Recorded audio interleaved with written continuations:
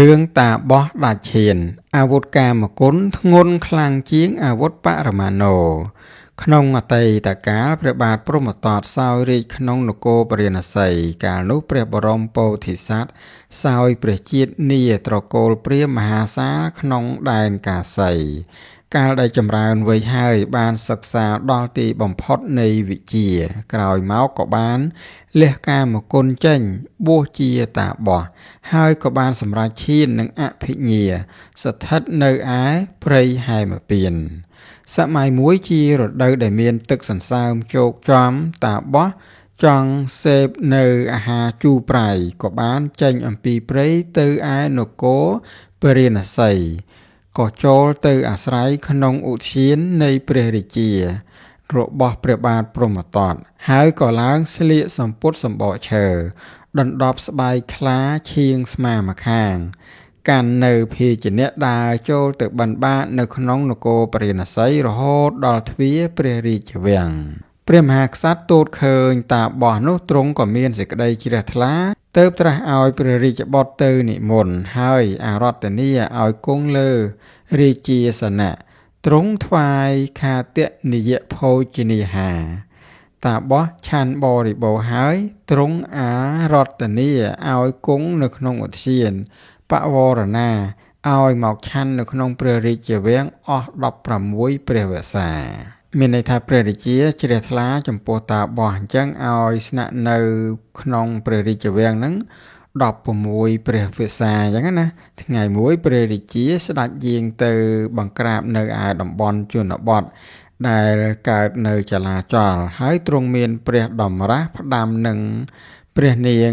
មុទុលក្ខណៈទេវីជាព្រះអគ្គមហេសីឲ្យបម្រើតាបោះដោយកាលដែលព្រះអង្គគង់នៅផ្ដាំផ្ញើអគ្គមហេសីឲ្យជួយមើលតាបោះណាឯព្រះបរមពោធិសត្វតាំងអំពីព្រះរាជាស្ដេចយាងទៅបាត់ហើយនោះ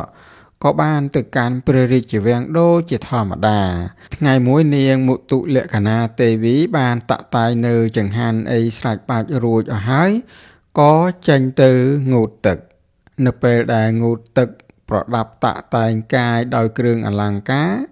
ហើយក៏បានផ្ទុំនៅលើគ្រែតូចមួយគឺរងចាំមើលផ្លូវ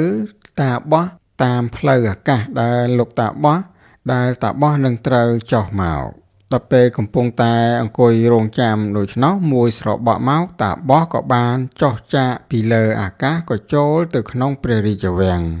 ចំណែកឯនាងមុទុលក្ខណៈទេវីទ្រង់ឮសូរសម្ពុតសម្បកឈើក៏បានភ្ញាក់ស្ទុះប្រញាប់ប្រញាប់ឡើងរបូតព្រះភូសាអស់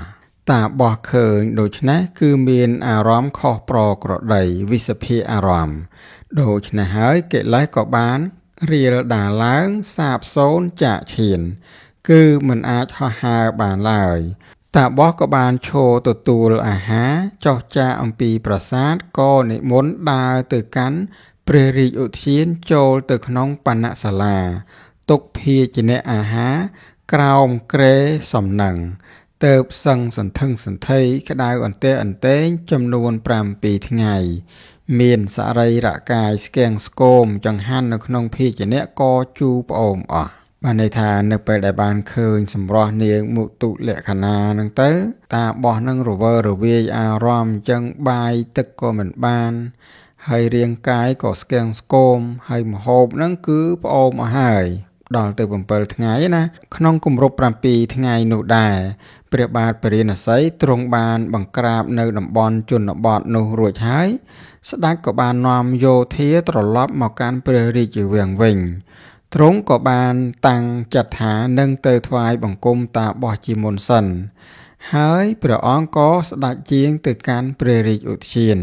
ពេលដែលទៅដល់បានឃើញតាបោះកំពុងតែដេកស្ដោកស្ដឹងនៅក្នុងឯបណ្ណសាលាព្រះរាជាក៏ទ្រង់ព្រះតម្រែថាតាបោះប្រហែលជាអាពាធឈឺហើយមើលទៅស្ដេចក៏យាងចូលទៅច្របាច់ដៃច្របាច់ជើងហើយត្រាស់សួរថាព្រះករុណាម្ចាស់មិនសប្បាយចិត្តឬតាបោះឮដូច្នេះហើយបានប្រាប់ថាបពិតមហារាជអាត្មាមិនសប្បាយខាងក្នុងព្រោះត្រូវសគឺកាមខ្ទេចខ្ទីឈានសមាបត្តិអស់រលីងទៅហើយ ព្រះរាជាបានត្រាស់សួរទៀតថាសូមអភ័យទោសតើសនោះគឺកាមដូចម្ដេចទៅបបិទ្ធមហារាជសគឺកាមនោះបានដល់ចិត្តរបស់អាត្មាភាពដែលជាប់ស្រឡាញ់ព្រះនាងមុទុលក្ខណាទេវីព្រោះកាលដែលមហារាជស្ដេចយាងទៅឯតំបន់ជនបទអាត្មាក៏បានកើតនៅវិសភាគិរមដោយហេតុយ៉ាងនោះយ៉ាងនោះព្រះរាជាក៏បានត្រាស់ថាស្រួលហើយខ្ញុំព្រះករុណានឹងថ្វាយព្រះនាងមុទុលក្ខណៈទេវីដល់ព្រះគុណម្ចាស់សូមព្រះគុណម្ចាស់កុំព្រួយឡើយព្រះរាជានៅពេលដែលត្រាស់ដូច្នេះហើយទើបឲ្យតាបោះក្រោកឡើងហើយបរិភោគអាហារក៏នាំតាបោះទៅកាន់ប្រាសាទនៅពេលនោះក៏បានត្រាស់បង្គាប់បញ្ជាឲ្យព្រះនាងទេវីតាក់តែងរូបរាងកាយហើយក៏បានព្រះរាជទាននាងមុទុលក្ខណាទេវីនោះដល់តាបោះប៉ុន្តែមុននឹងព្រះរាជទាននាងទៅឲ្យដល់តាបោះនោះទ្រង់បានត្រាស់ឲ្យជាសញ្ញាដល់ព្រះទេវីថាឲ្យជួយនៅកាយសតិស្មារតីរបស់តាបោះឲ្យមានប្រក្រតីឡើងវិញដោយបញ្ញារបស់នាង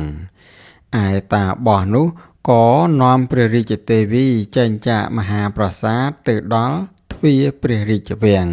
ទើបព្រះរាជទេវីក៏បានត្រាស់ថាបបិទ្ធព្រះគុណម្ចាស់យើងគួរតែមានប្រាសាទមួយសម្រាប់នៅចូលលោកទៅសុំព្រះរាជាតាបោះក៏បានទទួលស្ដាប់នាងមុទុលក្ខណាទេវីហើយក៏ត្រឡប់ទៅទូលសុំតាមបង្គាប់បញ្ជារបស់នាងព្រះរាជាក៏បានទ្រង់ព្រះរាជទាននៅផ្ទះទំនេរមួយខ្នងដែលមនុស្សទាំងឡាយធ្វើជាបង្គន់តាបោះនោះក៏នាំព្រះទេពីទៅក្នុងទីនោះតែព្រះរាជទេវីមិនព្រមយាងចូលទៅសោះឡើយហើយតាបោះក៏បានសួរថាហេតុអ្វីបានជាមិនចូលនៅក្នុងផ្ទះនេះខ្ញុំមិនចូលទេព្រោះមិនស្អាតព្រះនាងទេវីមានព្រះសវន័យដូច្នេះហើយក៏បានប្រើតាបោះឲ្យទៅសុំគ្រឿងសម្រាប់បោសច្រាស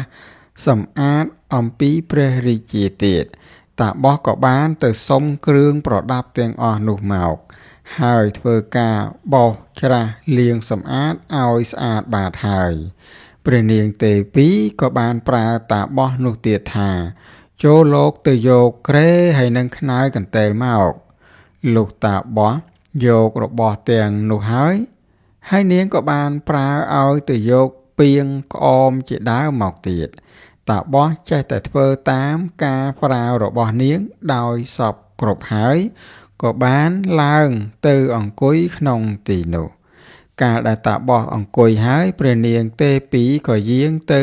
អង្គុយចិត្តក៏បានចាប់ត្រចៀកតាបោះទាញហើយមកខ្សឹបចិត្តត្រចៀកហើយរំលឹកឲ្យមានស្មារតីថាលោកមិនដឹងថាខ្លួនលោកជាសាមណៈឬព្រាហ្មណ៍ទេឬក្នុងកាលនោះតាបោះក៏បានភ្ញាក់សតិឡើងវិញភ្លាមកាលដែលត្រឡប់បានសតិឡើងវិញហើយតាបោះគិតថាតណ្ហានេះចម្រើនឡើងដរាបណាមិនឲ្យសត្វងើបរួចអំពីអបាយដរាបនោះគិតដូច្នេះហើយក៏នាំព្រះនាងទេវីទៅថ្វាយព្រះរាជាវិញហើយក៏បានក្រាបទូលព្រះរាជាថា